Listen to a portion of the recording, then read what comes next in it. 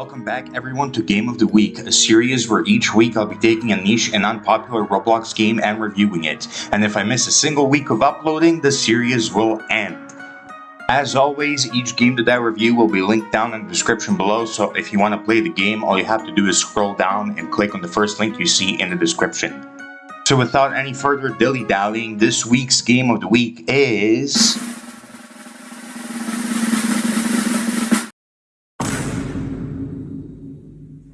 Nullscape. Now, this is a game that is a little bit more popular than what I usually cover on this channel, but I still feel like I'm a little bit obligated to make a video on it because, well, I was wrong about this game, okay? My first impression of this game was very wrong. And also, I think the game is still a little bit underrated, but you know, that's besides the point. So, in case you guys don't know, I really don't like these weird core or horror games in Roblox. I think they can be really hit or miss, you know, and usually they're pretty miss, at least in my opinion, you know. I don't really like Doors, I don't like Mimic, I don't like pretty much any horror game out there on Roblox, you know. The only one I really had fun with was Pressure. And by the way, before anyone gets mad at me or anything, this is not a hit or a hit piece against any of these games. I think Doors and Mimic and all those other horror games are well made, but they're just not my cup of tea. They're just not what I play. So that's the reason that I don't like them. It's not because I think they're slop or whatever. So, as you can imagine, when I heard about Nullscape, which is both a weird core game and a slight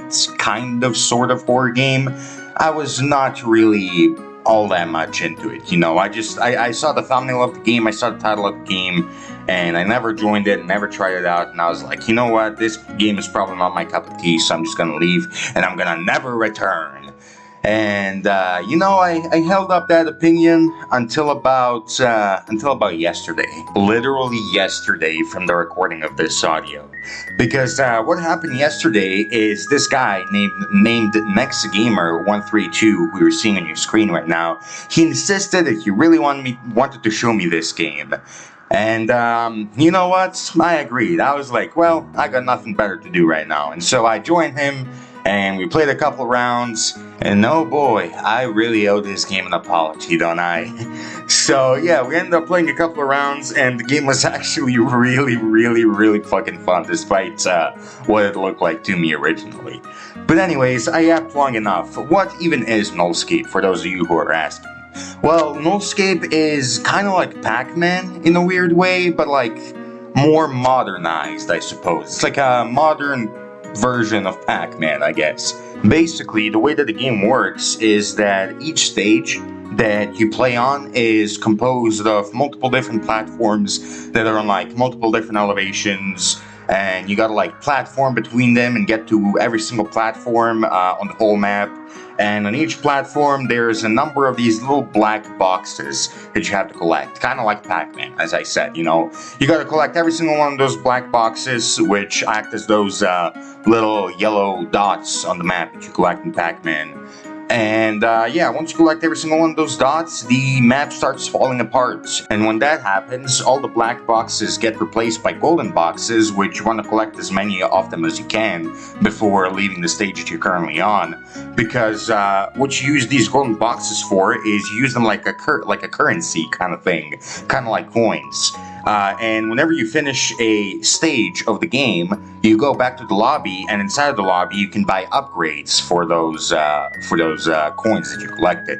And then once you're done, you click a button and you go back into the next stage of the game.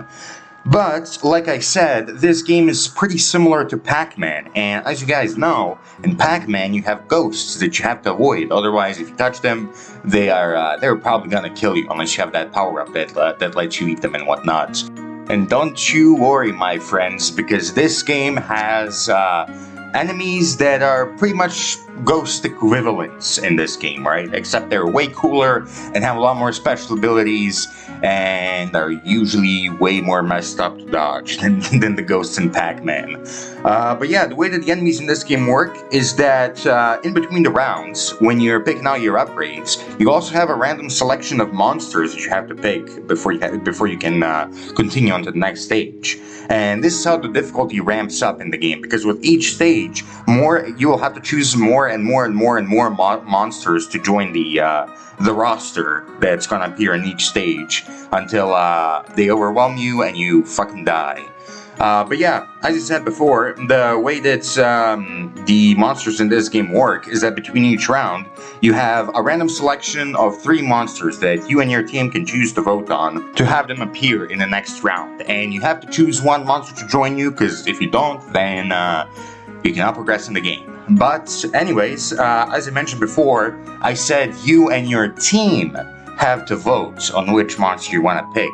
And that's because this game is actually a multiplayer game. You can play with up to 20 other people on a single server, and as you can imagine, when there are 20 other people with you on the server, stuff gets pretty insane. You know, you start having like fucking dozens, if not hundreds of monsters on a single stage, and you have to avoid them all while trying to like compete. Well, not compete, but work with your teammates in order to collect all the cubes and to not have all of you run in a single direction and all that stuff. So yeah, it gets pretty hectic when there are a shit ton of players, but it can still get pretty hectic even if you play with like more than 2 people. But outside of adding more monsters to the game, the other way that this game gets harder as the stages go on is that the map gets bigger and bigger and has more and more jumps that you have to make and more platforming that you have to do in order to reach every single one of those black cubes that you have to collect in order to exit the level. So yeah, not only do you have to dodge more monsters as the rounds go on, but you have to dodge them for longer.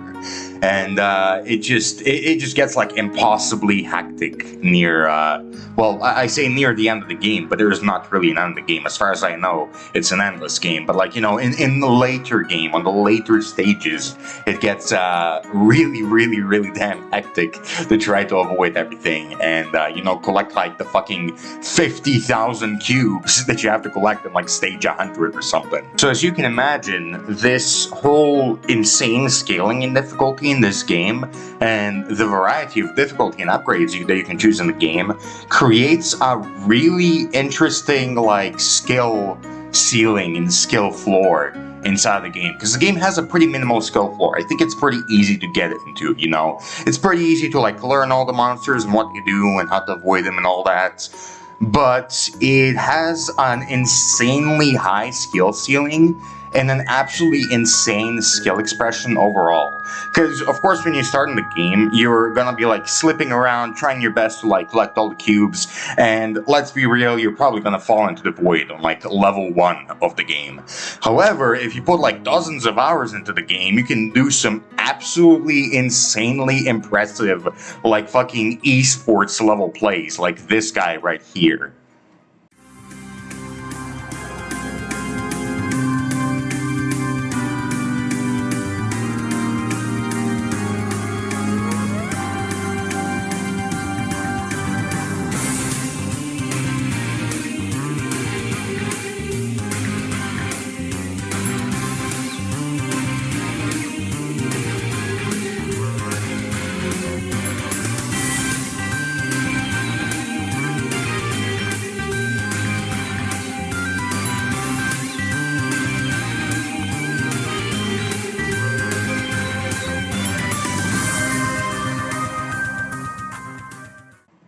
But yeah, as I said, this whole skill expression thing in the game has to be my favorite part of it, because the game looks really simple on the surface, but there's just genuinely some crazy tricks you can pull off and like crazy movement tech that you can master in the game. And I just think the game is super cool. Again, as I mentioned before, I'm not really like a big fan of like weird core / horror games in Roblox.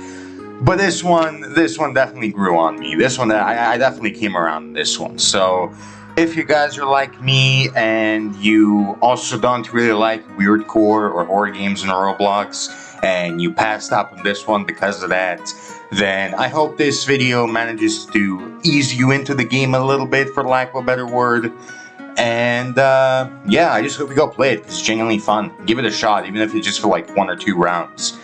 But yeah, that's really all I gotta say. Go play the game. And yeah, stick around for the next episode of Game of the Week, I guess. But yeah, that's all I gotta say. See you later, everyone. Goodbye.